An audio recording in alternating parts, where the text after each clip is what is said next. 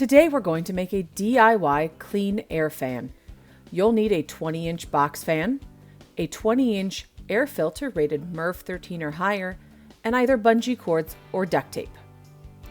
Put the filter on the back of the fan. Line up the arrows so that the air will flow through the filter, through the fan, and out into your room.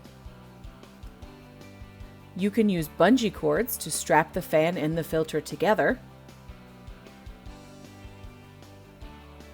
or you can use duct tape to make a more secure seal. Put the duct tape on all four sides and seal it well.